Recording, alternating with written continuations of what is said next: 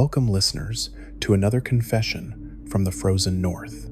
Today, I'm going to tell you about the world that wasn't, about the prophecy that failed, the hero who never came, and what happens to people when the end of the world gets postponed indefinitely. This is the story of Skyrim without Alduin, Skyrim without dragons, Skyrim without hope. You might think that sounds like a good thing. No world eater means the world doesn't end, right? Wrong. Sometimes the apocalypse is mercy, and sometimes surviving is the cruelest fate of all. What I'm about to share with you is a testimony from a timeline where the Elder Scrolls prison held eternal, where Alduin never broke through the time wound, where the dragon crisis never happened. In that world, the Dragonborn died a nameless prisoner at Helgen, and Skyrim has spent 60 years bleeding out in the cold. This is dark. This is bleak. This is what happens when you pull the keystone out of destiny and watch everything collapse in slow motion. If you're here for a story with a happy ending, you're in the wrong place. But if you want to know what true despair looks like when wrapped in Nordic ice and Thalmor cruelty, then settle in, because this confession goes deep. And if you genuinely enjoy this kind of dark storytelling, consider subscribing and liking the channel, but only if it truly resonates with you. Now, let me take you to Helgen, to a cart full of prisoners rolling toward execution, to the moment where everything should have changed, but didn't.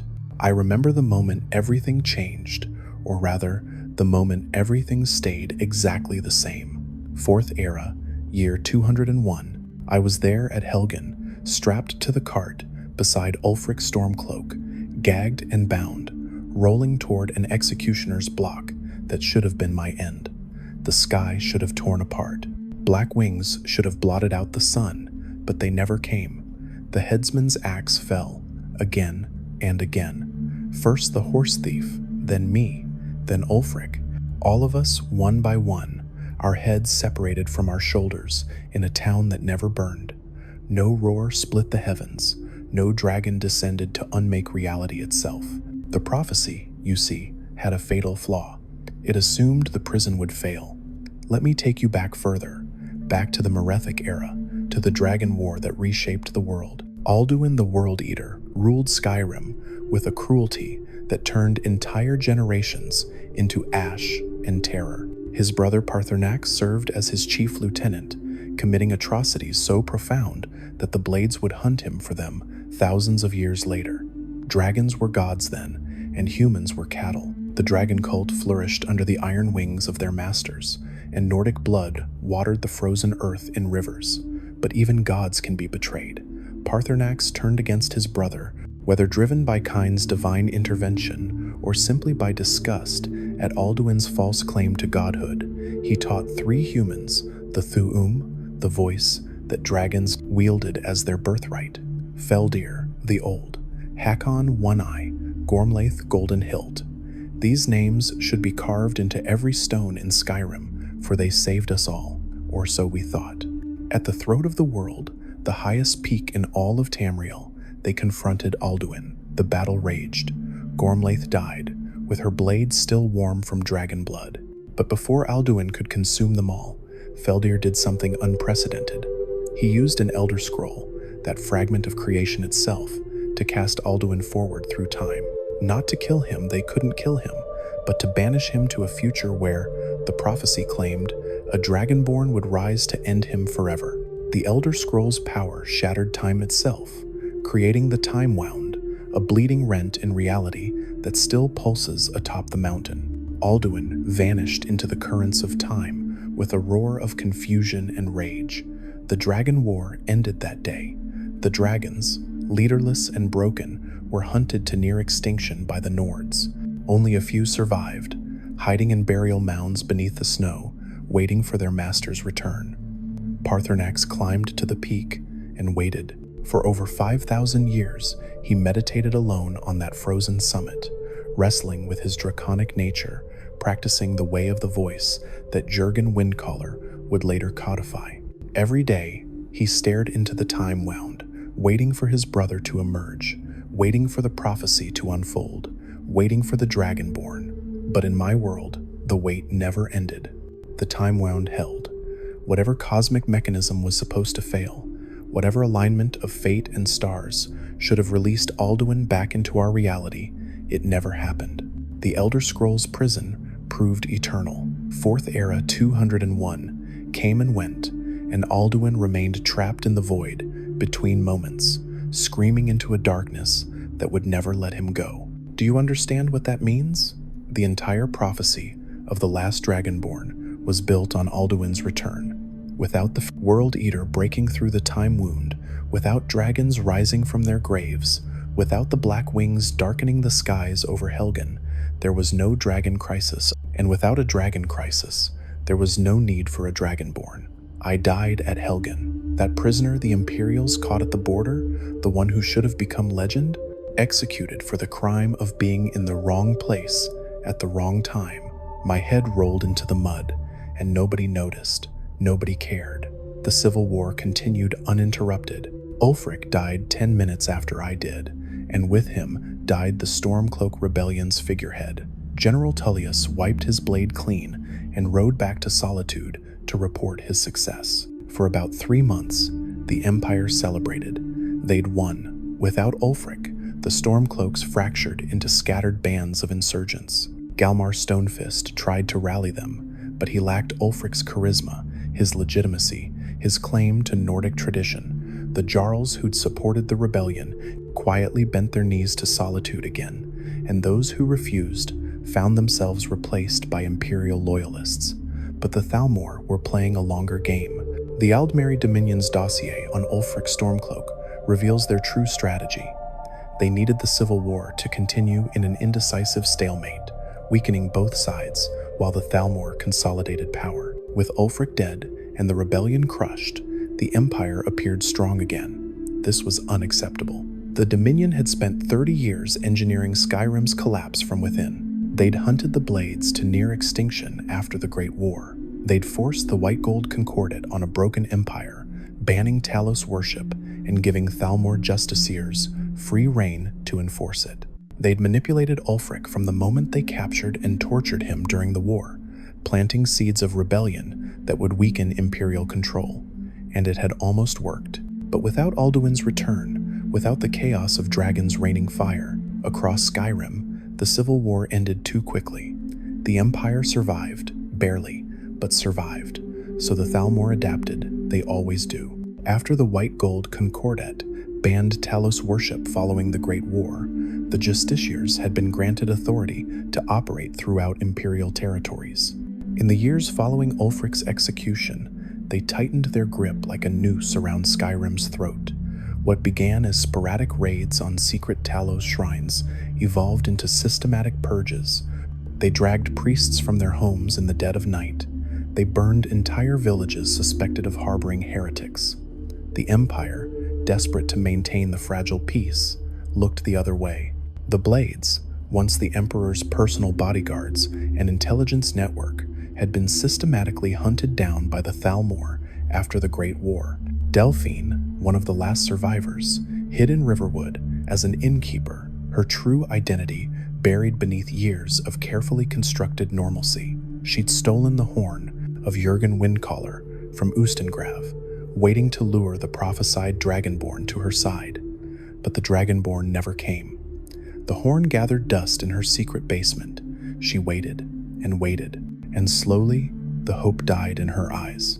Esbern, the Blade's loremaster, lived in the Ratway beneath Riften, paranoid and broken. He'd spent years studying the prophecy of the Dragonborn and Alduin's inevitable return, preparing for a confrontation that never arrived.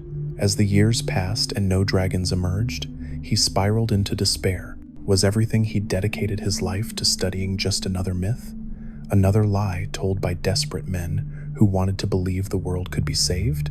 Delphine died in 4E 223, an old woman tending bar in a nowhere town, having never known her true purpose.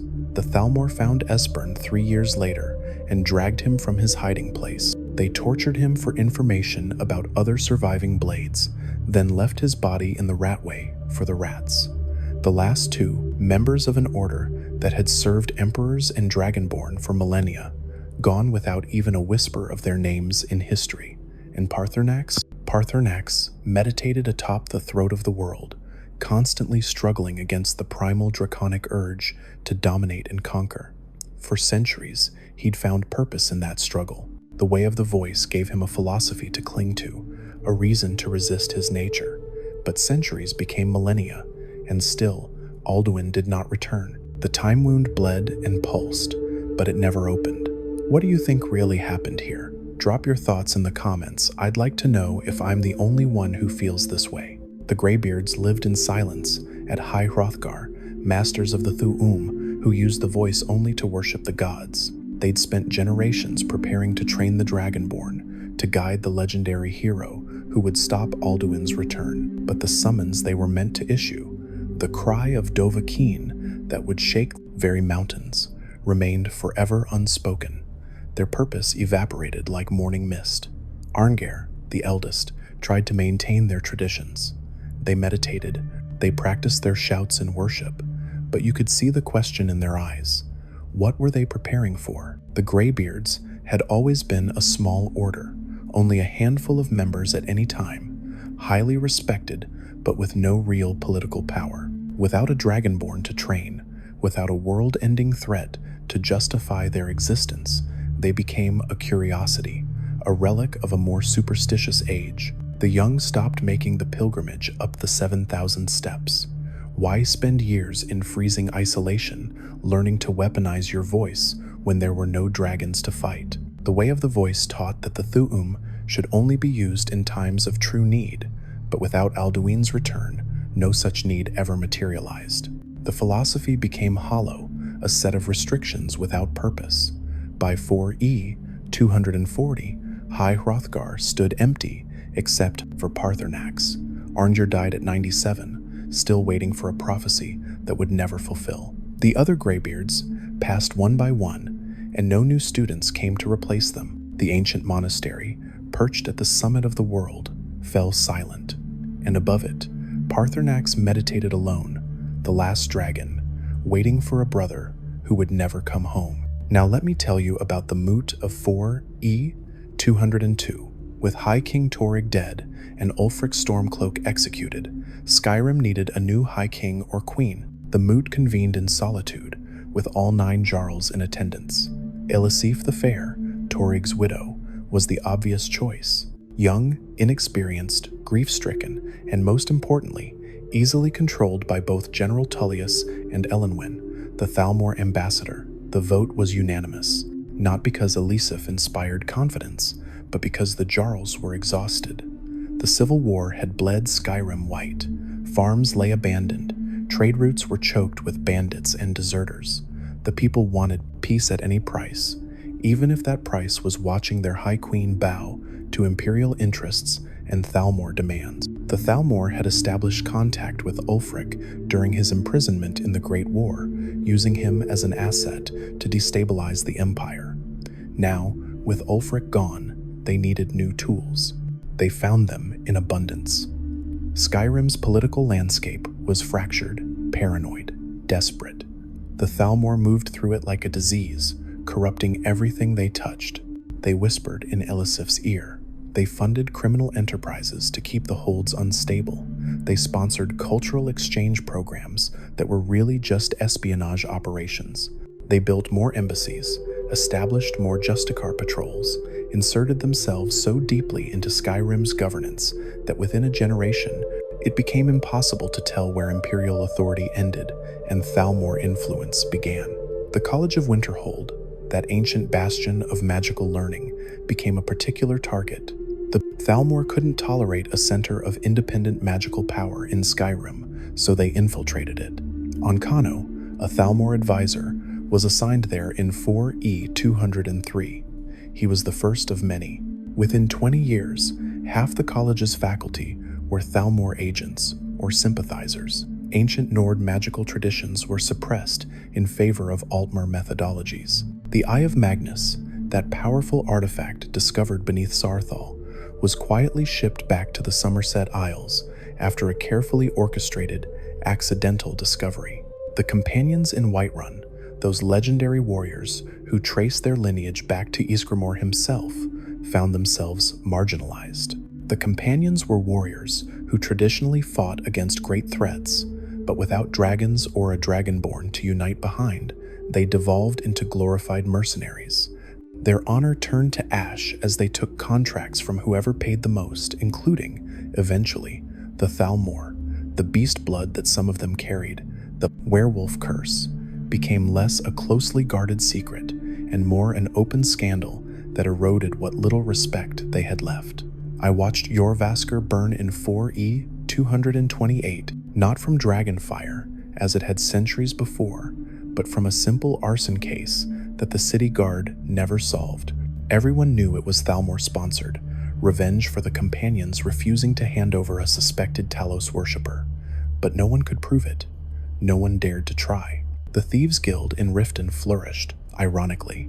During the Civil War, criminal enterprises had plenty of opportunities in the chaos. Even after the war ended, the corruption remained. Maven Blackbriar, already one of the most powerful people in the Rift, tightened her grip on Riften with Thalmor backing. Her meadery became a front for smuggling Thalmor agents and contraband throughout Skyrim. Jarl Layla Lawgiver, weak and easily manipulated, looked the other way. The Thieves' Guild operated with near impunity, so long as they remembered who really pulled the strings. The Dark Brotherhood, that ancient order of assassins who'd served the Night Mother for ages, found themselves with more contracts than they could fulfill. Political murders, religious dissidents, anyone who spoke too loudly against Thalmor influence. The Brotherhood didn't ask questions. They just collected their payments in gold and blood. The Dark Brotherhood had sanctuaries hidden throughout Tamriel, and the one near Falkreath became particularly busy, until 4E 235, when Thalmor Justiciars finally located it and burned it to the ground with everyone inside. You can't allow potential weapons to remain in anyone else's hands, after all. Let me paint you a picture of Skyrim in the year 4, E 250, 50 years after Alduin should have returned. Whiterun, once the jewel of central Skyrim, had become a garrison city. The Thalmor moved their primary military headquarters there in 4E 241, claiming they needed a central location to coordinate their peacekeeping efforts. The walls that had stood for thousands of years now flew golden banners emblazoned with the eagle of the Aldmeri Dominion. Dragon's Reach, that magnificent palace built to hold a captive dragon, housed Thalmor administrative offices. The great hall where Jarl Balgruf once held court was converted into an interrogation center. The Plains District, where common folk once lived and worked, became a slum. Nords were relocated to make room for Altmer settlers who arrived in waves, claiming they were bringing culture and enlightenment to the savage north. The Cloud District remained pristine, of course, reserved for Thalmor officers and their collaborators. If you wanted to visit the Temple of Kynareth to pray, you first had to pass through 3 Justicar checkpoints, presenting papers that proved you weren't a Talos worshipper seeking sanctuary. The Gildergreen tree, sacred to Kynareth, withered and died in 4E 243. Some said it was disease.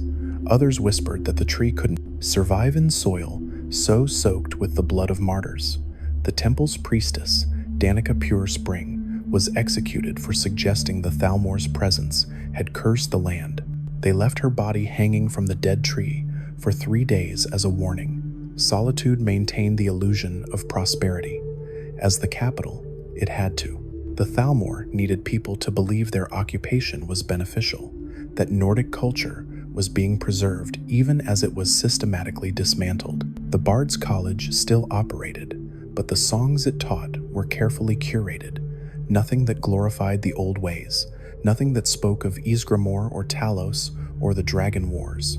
Music became propaganda wrapped in pretty melodies. The Blue Palace, where High Queen Elisif sat on her throne, was a puppet show. She'd aged into a bitter, hollow woman who understood perfectly that she ruled nothing. Every decree she signed had been written by Thalmor advisors. Every public appearance was choreographed. When she finally died, in 4E 251, officially from natural causes, though the sudden onset of her illness raised questions no one dared voice, they replaced her with her daughter, who'd been educated in Somerset Isles and spoke Cyrodiilic with an Altmer accent, Windhelm, Ulfric's city, suffered the worst. The Thalmor never forgave Windhelm for being the heart of the rebellion. They occupied it with the brutality of conquerors, not peacekeepers. The Grey Quarter, where Dunmer refugees lived in squalor, became a mass grave. The Thalmor didn't discriminate in their cruelty. They simply wanted the city broken completely. The Palace of the Kings was torn down stone by stone, and on its ruins, they built a monument to Thalmor's supremacy that could be seen from every corner of the city. The ancient Nordic tombs scattered across Skyrim, places like Bleak Falls, Barrow, and Ustengrav, were stripped of their contents. The Thalmor called it archaeological preservation. They shipped countless artifacts back to the Bon, Somerset Isles for study, they claimed. In reality, they were erasing Nordic history, removing any physical evidence that the Nords had once been a great people capable of resisting tyranny. The Draugr that had guarded these tombs for millennia simply crumbled to dust when their charges were taken. Without purpose, without something to protect, even the undead found no reason to persist. Markarth, built from the bones of the vanished Dwemer civilization, became a mining operation. The Thalmor seized the silver mines, claiming economic necessity for imperial tribute. The Forsworn, those native reachmen who'd been fighting Nordic occupation for generations, initially hoped the Thalmor might be allies against their mutual enemy. They learned too late that the Thalmor viewed them as little more than animals to be exterminated. By 4E 246, the Forsworn had been hunted to extinction. The last of them died in the ruins of Red Eagle Redoubt, still clutching weapons that couldn't save them. Riften became a cautionary tale about the cost of collaboration. Maven Blackbriar had made herself rich and powerful through Thalmor patronage, but power doesn't protect you from those who granted it. When she outlived her usefulness in 4E 238, she was found dead in her own meadery, drowned in a vat of her famous Blackbriar mead. The Thalmor installed their own administrators, and the Blackbriar fortune was quietly absorbed into Dominion coffers. Her family vanished. Some say they fled to Cyrodiil. Others say the Thalmor ensured they never left Riften at all. The Ratway beneath Riften, once a haven for criminals and refugees, was sealed. The Thalmor pumped it full of poisoned gas, then collapsed the tunnels. Thousands died down there. People who'd been hiding from Justicar patrols, criminal gangs, beggars, children. No one knows the exact number because no one was allowed to dig for bodies. The official story was that a structural collapse had necessitated emergency action to protect the city above. Morthal, always the smallest and most isolated of the hold capitals, was abandoned completely by 4E 245. The swamps that surrounded it became too dangerous as the Thalmor's scorched earth tactics against holdout rebels contaminated the water.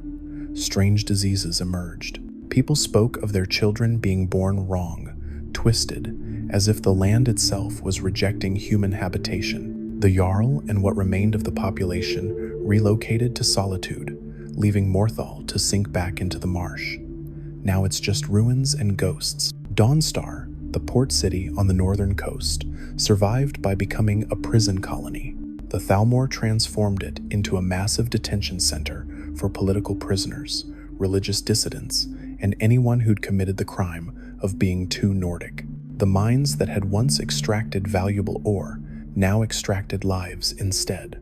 Prisoners were worked to death in frozen tunnels, their bodies dumped in the sea of ghosts when they finally collapsed. The nightmares that plagued Dawnstar in 4E 201, the work of the Daedric prince Vermina, seemed merciful compared to the waking nightmares the Thalmor created. Winterhold had already been mostly destroyed by the great collapse of 4E 122, when a massive storm or magical catastrophe broke most of the city off and dropped it into the Sea of Ghosts. The College of Winterhold had survived that disaster. It didn't survive the Thalmor. After they'd infiltrated and corrupted it, extracted everything of value, and reshaped it into a Thalmor magical academy, they realized the real prize had been the knowledge, not the location. In 4E 248, they simply abandoned it. The college sits empty now, its halls echoing with the ghosts of magical traditions that will never be practiced again.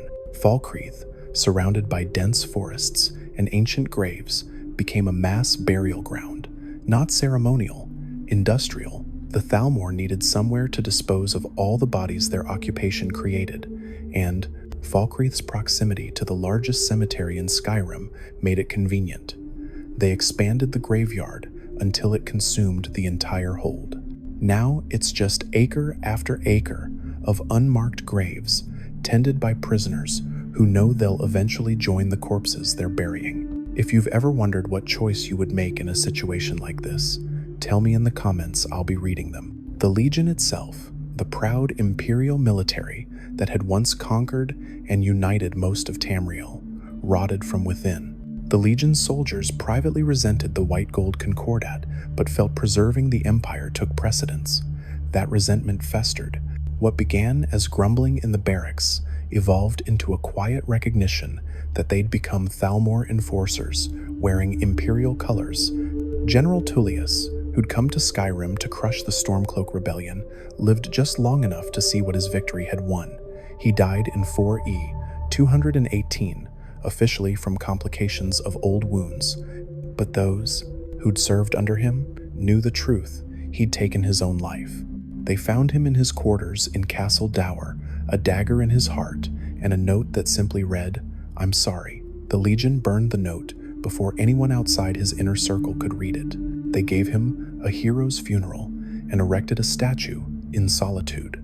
The statue's face has been vandalized so many times, they eventually stopped repairing it. Legate Rike, who'd fought beside Tullius throughout the Civil War, survived him by only 3 years. She'd been a secret Talos worshipper, like many Nords in the Legion, praying in hidden corners and wearing her medallion beneath her armor. The Thalmor discovered her faith in 4E 221. They made an example of her execution, hanging her from Solitude's gates during the Festival of the New Life. She died with a prayer to Talos on her lips, and the Thalmor left her body to rot there for weeks. The message was clear. Not even the highest-ranking Nords were safe. Now, let me tell you what happened to the Daedric princes and their followers, because even dark gods couldn't escape this world's slow death. The Daedric princes had always influenced Skyrim through their cults and artifacts, but the Thalmor, in their arrogance, decided that even the Daedra needed to be controlled. They launched a systematic campaign to suppress Daedric worship, seize artifacts, and execute cultists. They believed themselves above the influence of beings that existed outside normal reality. The Mythic Dawn, that cult that nearly destroyed the world during the Oblivion Crisis, had been extinct for 200 years, but smaller Daedric cults still operated throughout Skyrim. Boethiah's Sacellum, where warriors once fought for the Daedric prince's favor, was burned. The Shrine of Azura, visible from miles away, was torn down despite its remote mountain location. The Thalmor sent an entire battalion to destroy it. Only half of them came back, and those who did spoke of witnessing things that broke their minds. Mehrunes Dagon's shrine, hidden in the mountains, simply disappeared one day. Not destroyed, disappeared. The cultists, the shrine, the entire piece of mountainside where it had stood, gone, as if reality had decided it no longer wanted to acknowledge that space's existence. The Thalmor expedition sent to investigate never returned. Locals report hearing screaming from that direction on certain nights, but no one is brave enough to investigate. The Thalmor learned, too late, that you cannot kill ideas, you cannot execute devotion. The more they suppressed Daedric worship, the more it went underground, becoming darker and more desperate. Namira's cultists, those who worshipped the Daedric prince of darkness and decay, thrived in the sewers and ruins. Molag Bal's followers found no shortage of souls willing to trade anything for power in a world that had taken everything else. And then there was Alduin's absence itself, which became a theological wound that festered. Alduin was known as the World Eater, the harbinger of the apocalypse, who would destroy the world and allow it to be reborn. Nordic belief held that this cycle of destruction and renewal was necessary, that Alduin's return was inevitable and even right. But Alduin didn't return. The cycle broke. The world continued, but without the promise of renewal, without the cosmic reset that would wash away all sins and start fresh. This broke something in Nordic religion. The old priests didn't know how to reconcile their beliefs with a reality where the end times simply refused to arrive. Some claimed Alduin had already come in secret, had already devoured the world, and this hell they lived in was the next Kalpa. Others insisted the prophecy had been misinterpreted, that Alduin's return would come eventually. They just had to have faith and endure. But faith is hard when prayers go unanswered for 50 years, when your gods are silent, while foreign invaders desecrate your sacred spaces, when every promise of deliverance turns to ash. The worship of the old Nordic pantheon, Kine, Sjor, Stune, all the animal totems that predated even the 9 divines, faded almost to extinction. The Thalmor didn't even need to suppress it. It died on its own, starved of belief. Young Nords didn't know the old stories anymore. They'd been educated in imperial schools with Thalmor-approved curricula that taught them their ancestors had been primitive barbarians who needed civilization brought to them by force. Talos worship became the last desperate ember of Nordic identity. The Thalmor had banned it, which made it precious. Secret shrines appeared and disappeared, like will-o-wisps, tended by believers who knew each prayer might be their last. The Thalmor hunted these worshippers with religious fervor of their own, as if they were personally offended that anyone would dare venerate a god they'd declared illegal.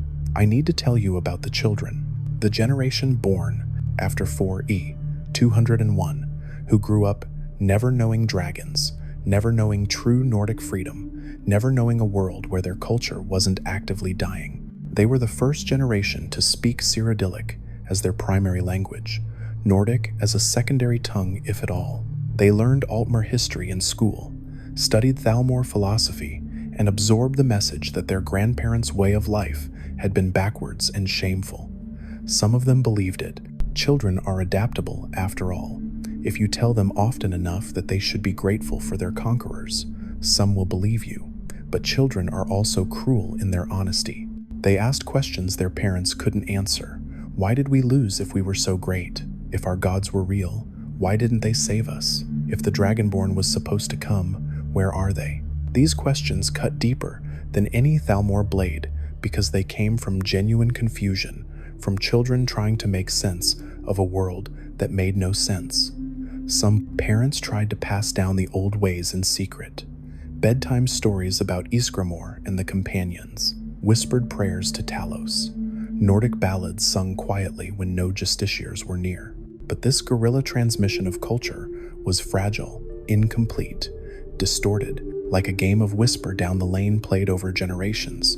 The original message became garbled until no one quite remembered what they were trying to preserve. The teenage rebellion that arose in the 4E 242 took a form no one expected. Young Nords began forming gangs that practiced extreme violence, not against the Thalmor that would be suicide, but against each other and against their own communities. They'd internalized the message that Nords were savage barbarians, so they became the savages the Thalmor claimed they were. Self-fulfilling prophecy wrapped in defiant nihilism, they called themselves Dova Dragon, without understanding what dragons had been. To them, it was just a word that sounded fierce and old and Nordic. They tattooed themselves with crude approximations of dragon script, most of it nonsense, because no one alive could read the language properly anymore. The Thu'um, the dragon language that was once the voice of power, had nearly been lost. Without the Dragonborn to learn it, without dragons to resurrect it, it became an extinct language, spoken by no one except Paarthurnax, alone on his mountain. These young Dova gangs lasted about 5 years before the Thalmor decided they were too disruptive and exterminated them. It took less than a month. The justiciars were efficient. They always were. Now let me tell you about what I've seen in the last 10 years. From 4E 250 to now 4E 260, as I record this testimony for whoever might find it. Paarthurnax still sits atop the throat of the world. I know because I've seen him. I was part of a smuggling operation that used the remote mountain passes, and one night, as we camped far above the tree line, I saw a shape against the stars, dragon wings, tattered and old. He circled the peak 3 times, then landed back where he'd come from. The smugglers with me, all young men born after the change, didn't even know what they were looking at. One asked if it was some kind of large bird. I told them it was a dragon, and they laughed. Dragons are myths, they said. Stories to scare children. Their laughter died when they saw my face, saw that I was serious. That night, I climbed. Don't ask me why. Maybe I needed to see him. Maybe I needed to confirm he was real, that I hadn't imagined everything. It took me 2 days to reach High Hrothgar. The monastery was a ruin. The wind howled through broken windows. Snow drifted across floors where graybeards had once walked in silent meditation. I kept climbing. If this story has kept you listening this far, and you want more of these dark confessions from Skyrim, hit that subscribe button. It tells me someone out there is still paying attention to warnings like these. At the throat of the world, I found him, Paarthurnax, the last dragon, perched on the word wall where the Dragonborn should have learned Dragonrend. His scales were duller than they should be. His eyes were ancient and tired. He sensed me approaching, of course he did, but he didn't move, didn't acknowledge me, just stared into the time wound that still bled reality at the peak. I called up to him, asked if he remembered, if he knew what we'd lost when Alduin never returned. His head swiveled toward me with terrible slowness, and when he spoke, his voice was like mountains grinding together. Zuumindok, I know. Every day, for 60 years, I have known. Alduin was supposed to return. The Dovahkiin was supposed to come. The cycle was supposed to complete. But time itself has betrayed us. The prophecy was not wrong, it simply became irrelevant. And I am left here, the last of my kind, waiting for a brother who will never wake and a hero who will never be born. He asked me what had become of Skyrim. I told him everything. The Thalmor, the occupation, the death of Nordic culture, the empty monastery below. He listened without interrupting, and when I finished, he was quiet for so long I thought he might have fallen asleep with his eyes open. Then he said something that still haunts me. Perhaps this was always the true ending. Perhaps Alduin's return would have been mercy, quick, clean, the world devoured and reborn. Instead, you get this, the slow death, the grinding extinction, no dragon fire to make it glorious. Just years and decades and centuries of losing everything that made you who you were, until you forget you were ever anything else. I asked him why he didn't act, why he didn't fight. He was a dragon, ancient and powerful. Surely he could do something. He laughed. Dragons shouldn't be able to laugh, but he did, and it was the saddest sound I've ever heard. Do what, mortal? I am one. The Thalmor are thousands, and I am so tired. I have been fighting my nature for 5,000 years. Every day is a battle not to become what I was under Alduin's rule. Every moment is a struggle to remain Paarthurnax, the old one, instead of reverting to Paarthurnax the cruel. The way of the voice teaches patience, meditation, peace. But peace for what? Purpose has abandoned me as surely as my brother did. He told me he'd considered ending himself, flying into the sea of ghosts and letting the waters take him, or simply stopping his heart through meditation. Apparently dragons can do that if they truly wish to die. But something held him back. Not hope. He was very clear about that. Hope had died decades ago. Stubbornness, he said. Pure, stupid stubbornness. I refuse to give reality the satisfaction of seeing the last dragon quit. So I sit here, I wait, and I watch your kind destroy themselves without any help from us at all. I spent 3 days with him, recording his memories, stories of the Dragon War that contradicted the sanitized histories the Thalmor taught, details of how the Thu'um was supposed to work, how the Dragonborn would have learned it. He taught me 3 words of power, not a complete shout, just fragments. He said I couldn't actually use them without the dragon's soul to power them, but knowing them felt important somehow, like keeping a candle lit in a dark room, even though it barely pushes back the shadows. When I left, He gave me a final warning. Do not come back. The next time the Thalmor send agents up this mountain, and they will eventually, I will not hide. I will not flee. I will give them the dragon they've been looking for. And when they finally kill me, when they mount my skull in some Thalmor museum as a trophy of their conquest, I want my last thoughts to be of fire and blood and destruction, not of a mortal who showed me kindness. Do you understand? I understood. I climbed back down the mountain and never returned. That was 6 months ago. 2 weeks ago, I saw smoke rising from the throat of the world, black smoke that stained the sky for 3 days. The Thalmor had finally gone after Paarthurnax. They sent a battalion, 200 soldiers, a dozen battle mages, siege equipment, hauled up the mountain by sheer determination and cruelty. They wanted the last dragon dead, wanted to erase even that final reminder that something greater than the Aldmeri Dominion had once existed. I don't know if they succeeded. The smoke stopped, but no one has come down from the mountain. Not the Thalmor expedition, not Paarthurnax. The peak is silent now, in a way that feels final, empty. I tell myself he took as many of them with him as he could. I tell myself his last moments were fire and fury, the dragon he'd spent millennia trying not to be finally unleashed one last time. I tell myself this because the alternative, that he simply let them kill him, too tired to fight anymore, is unbearable. With Paarthurnax gone, assuming he is gone, the last living connection to the dragon war died. The last creature who remembered what the world was like before the Thalmor, before the Empire, before recorded human history, 5,000 years of memory and wisdom extinguished. And for what? So the Thalmor could claim victory over an enemy that hadn't threatened anyone in living memory. But maybe that's the point. Maybe they needed to kill him precisely because he was a reminder. In the world the Thalmor are building, there's no room for ancient things that remember a time before Altmer supremacy. Everything must be new, must be theirs, must forget that other peoples once had greatness of their own. Let me tell you about the refugee crisis in Cyrodiil, because Skyrim's death throes are affecting more than just the frozen north. Nords who could escape have been fleeing south for decades. At first, the Empire accepted them. Cyrodiil has always had Nordic populations, especially in the northern regions. But as the years passed and the flood of refugees became a torrent, attitudes changed. These weren't wealthy merchants or skilled artisans. Fleeing those people had either collaborated with the Thalmor or been killed early. These were farmers, laborers, broken soldiers, traumatized survivors who'd lost everything. Cyrodiil couldn't absorb them all.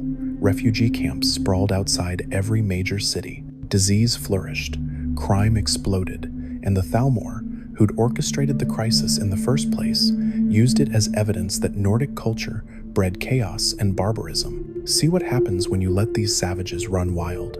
They need guidance, control, civilization. The Empire, already weakened and compromised, began closing its borders to Nordic refugees in 4E 252. Camps that had been temporary shelters became permanent prisons. People who'd survived the Thalmor occupation of Skyrim found themselves dying in imperial refugee camps of starvation and neglect.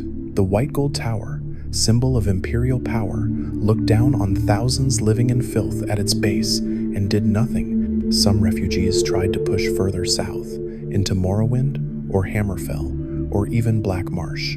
The Dunmer, who still remembered their own displacement after the Red Year, showed more mercy than the Imperials, which is to say, they mostly just killed refugees quickly instead of letting them die slowly. The Red Guards, independent and proud after rejecting the White Gold Concordat, simply closed their borders entirely. In Black Marsh, the Argonians made it clear that any Nord foolish enough to enter their territory wouldn't leave it alive.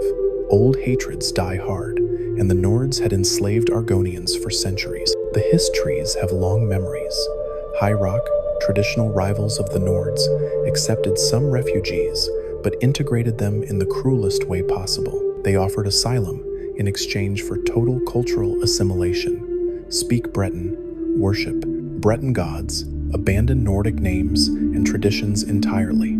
Essentially, They offered survival at the cost of identity. Some took the deal, most couldn't. When you've already lost your homeland, your family, your freedom, sometimes all you have left is your name and your gods. Giving those up too feels like the final death. The refugee population trapped in Cyrodiil and along Skyrim's borders currently numbers somewhere around 300,000 souls. 300,000 people who have no home, no future, and no hope.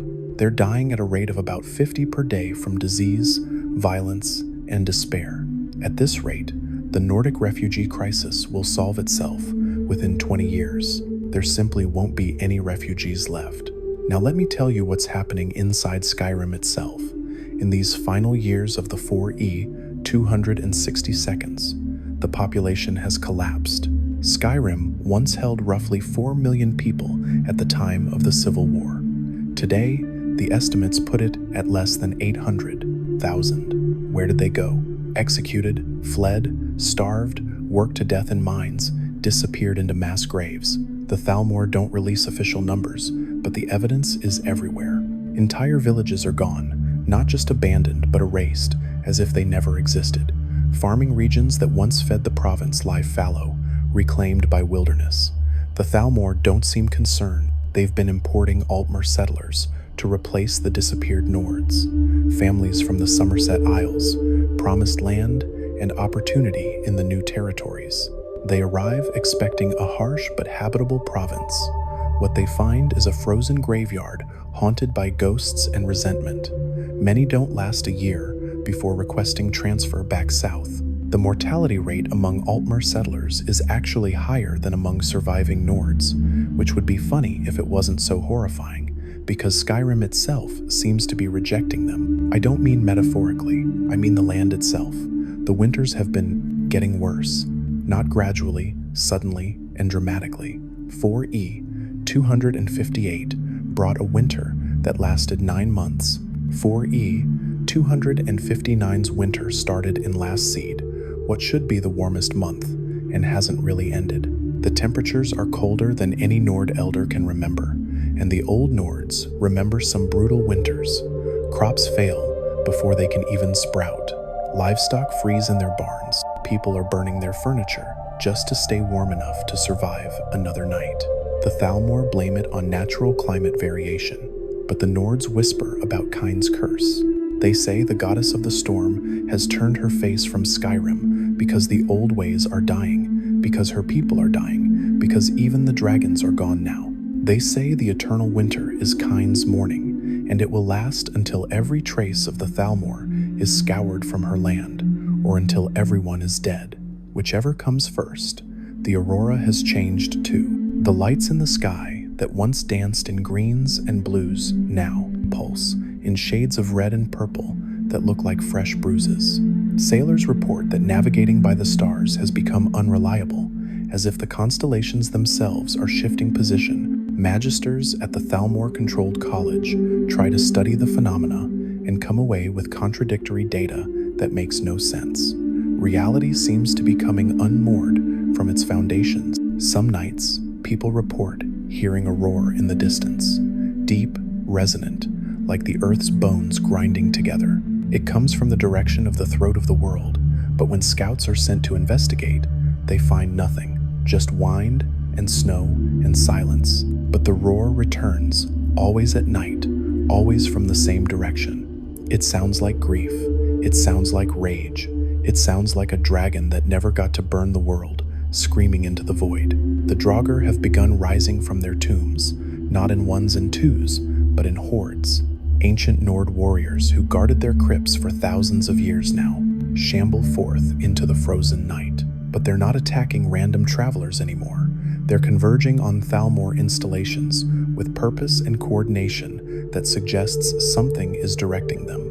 The Thalmor lose outposts to Draugr attacks with increasing frequency, and each time, the bodies are arranged in specific patterns. Messages and corpses that no one can quite translate, but everyone understands. Get out. This is not your land.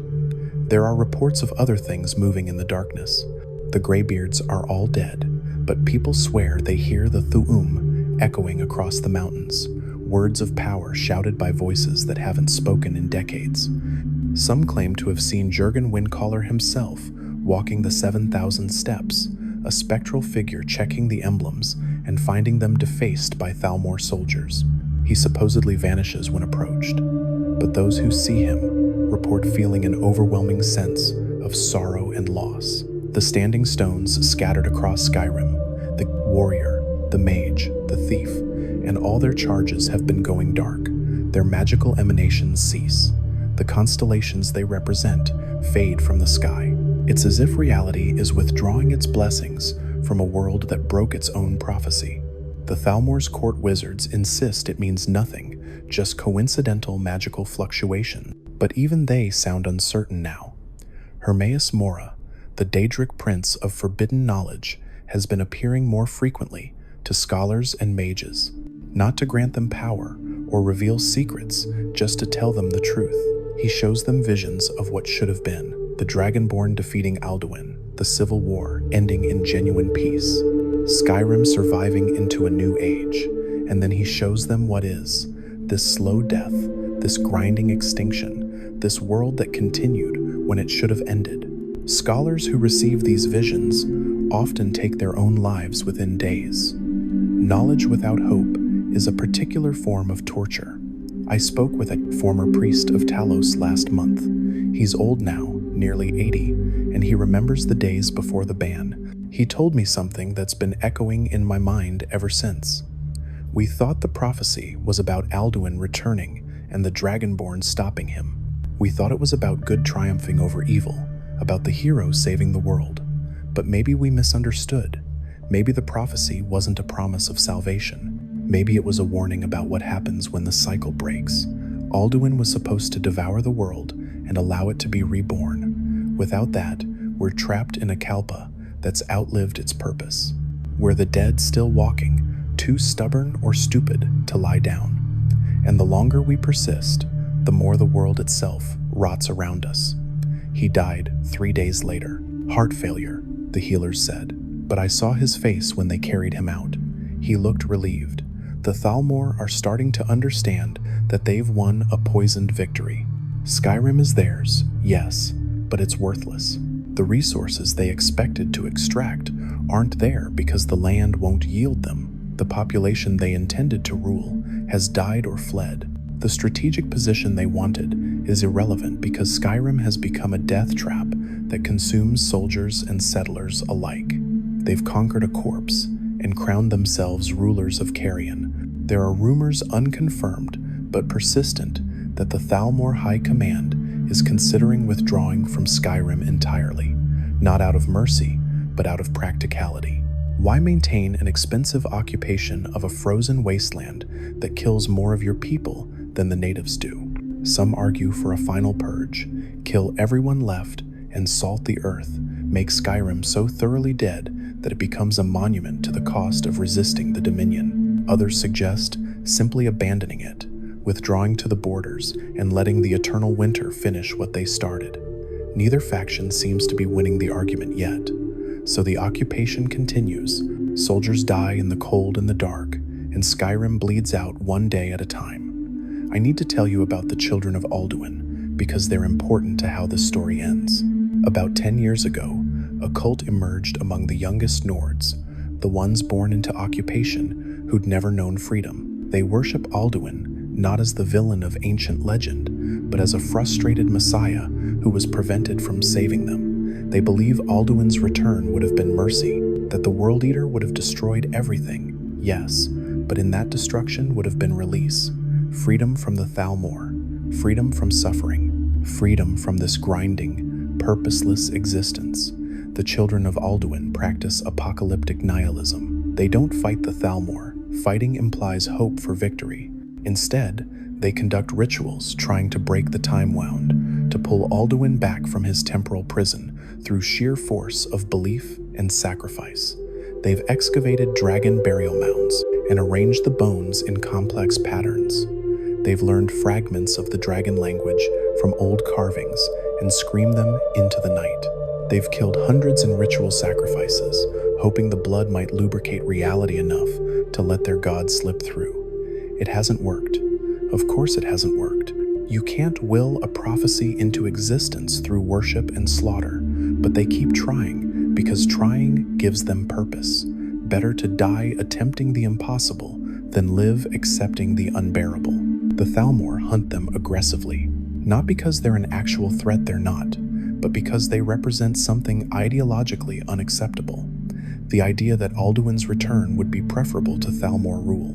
The idea that annihilation is mercy compared to living in the world the Dominion has created. The Justiciars execute children of Alduin cultists with particular cruelty, making examples that somehow only create more martyrs. I met one of their leaders 2 months ago. A young woman, couldn't have been more than 25, with dragon script carved into her arms, actual carvings, not tattoos, the words cut into her flesh and allowed to scar. She said her name was Gormlaith, after the ancient hero, though I doubt that was her birth name. She told me her parents had been killed by justiciars when she was 7 for teaching her the old Nordic ballads. She'd grown up in a state orphanage, being taught that her culture was barbarism and her gods were lies.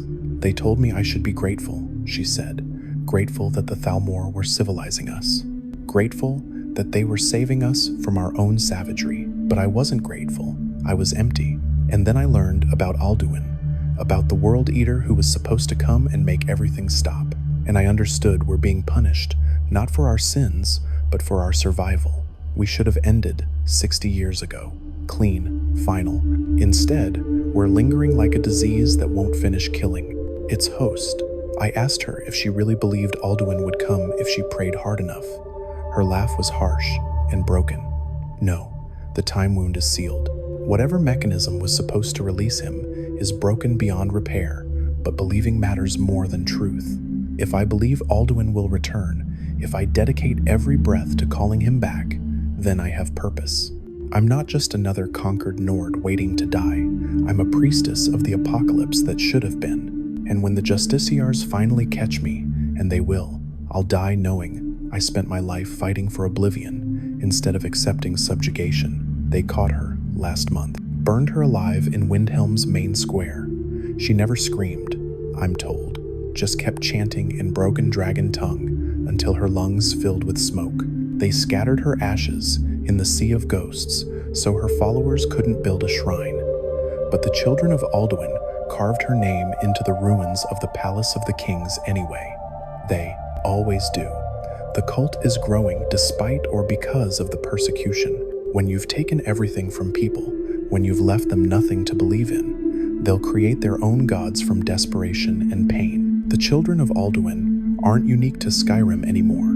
I've heard reports of similar cults emerging in Cyrodiil and High Rock, young people who've looked at the world the Thalmor are building and decided that annihilation is preferable to living in it. The Dominion tries to suppress these reports. They don't want people knowing that their occupation has become so intolerable that death cults are flourishing. But information leaks, stories spread, and with each new convert, the children of Alduin's prayer gets louder. Come back, devour us, end this. Now I need to tell you why I'm making this recording. 3 days ago, I killed a Thalmor Justicar, not in combat, not in self-defense. I simply walked up to him in a solitude tavern and put a knife through his throat. I didn't run. I didn't try to hide. I just stood there as he bled out, watching his eyes go from shock to fear to nothing. They've arrested me, obviously. I'm in Castle Dour's dungeons right now, awaiting execution. Tomorrow morning, they'll take me to the courtyard and hang me. The rope's already prepared.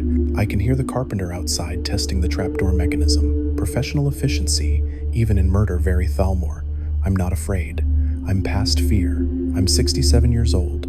I've lived through the entire post-Alduin era, watched my homeland die by degrees, witnessed the extinction of everything that made being Nord mean something. I should have died at Helgen 60 years ago. Everything since has been borrowed time. But before they hang me, I wanted to leave this testimony. Not for the Thalmor, they already know everything I've described. Not for the Nords, most of them are dead or broken or too young to remember what we lost. I'm recording this for whoever comes after, if anyone comes after. Because here's what I've realized in these final days. The world didn't end when Alduin failed to return. it just started dying more slowly. Every year, reality becomes a little more unstable.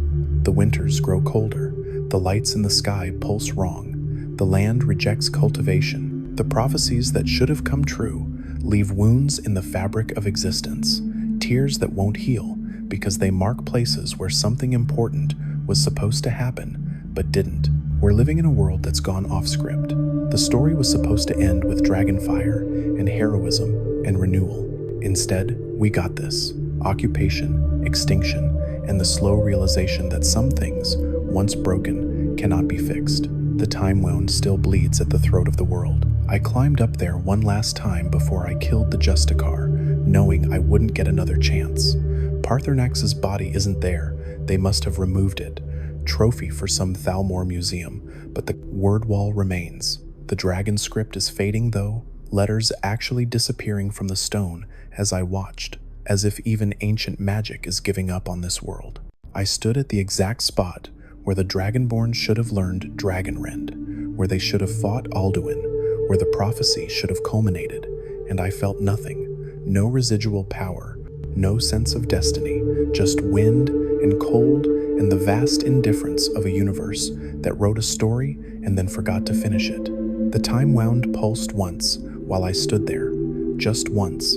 For a moment, and I mean a split second, I thought I saw something moving within it. Black scales, red eyes, a shape that might have been a dragon trying to claw its way through from whatever non-time prison held it. Alduin, still trapped, still trying to return, still fighting against the Elder Scrolls magic that would never release him. Then the wound sealed again, and there was only silence. I climbed back down. I made my way to solitude. I found a Justicar and killed him. And here I am, waiting for dawn and the rope that will end my testimony permanently. They'll erase this recording if they find it. The Thalmor are thorough about destroying anything that contradicts their narrative of benevolent occupation and Nordic savagery. But I've hidden copies in places they won't think to look. Maybe someone will find one. Maybe someone will listen to an old man's final confession about the world that should have been. Here's what you need to understand. This isn't a tragedy about a hero who failed to appear. This is a tragedy about a hero who never got the chance to exist. The Dragonborn died at Helgen before they knew what they were. The prophecy was correct. A Dragonborn was born, blessed by Akatosh, carrying the soul of a dragon in a mortal frame. But prophecies mean nothing if the circumstances that activate them never occur. Alduin's return was the catalyst. His resurrection of the dragons was what would have revealed the Dragonborn's nature. The Thu'um, used in desperation, the dragon soul absorbed, the summons from the Greybeards, all of it depended on dragons being a present threat. Without Alduin, the Dragonborn remained dormant, a seed that never got the water it needed to sprout. And now they're dead, I'm dead, and the power that could have saved Skyrim died with me, unused and unrecognized. The cruelest joke of all. The guard just came by to tell me it's almost dawn. They're preparing the gallows. I can hear a small crowd gathering outside. Executions are public spectacles under the Thalmor. They want people to see what happens to those who resist. But I don't think they'll get the response they want. The crowd sounds restless, angry, like maybe they're tired of watching their people die. Maybe my death will matter. Maybe it will spark something. Or maybe I'm just another corpse added to Skyrim's pile, one more Nordic name lost to history that nobody will remember in 50 years. I hope I'm wrong. I hope someone hears this. I hope someone remembers that we existed, that we fought, that we didn't go quietly into extinction even though the gods abandoned us and the prophecies failed. I hope someone knows that the last dragon died not in glorious battle, but in pointless slaughter at the hands of elves who couldn't tolerate anything greater than themselves existing in their perfect world. I hope Alduin, trapped forever in his temporal prison, knows that his absence killed us more thoroughly than his presence ever could have. I hope the children of Alduin are right, and that somewhere, somehow, the World Eater will break free and devour this broken Kalpa and give us all the ending we should have had 60 years ago. But hope is cheap when you're hours from death. The truth is simpler and darker. The story ended the moment Alduin didn't return. Everything since has been epilogue. We're characters in a tale that lost its plot, wandering through meaningless pages until the book finally closes on its own, the guards coming back. It's time. To whoever finds this, we were here. We mattered. We died slowly and badly in a world that forgot how to end. Remember us. And if you ever get the chance to finish a story properly, take it.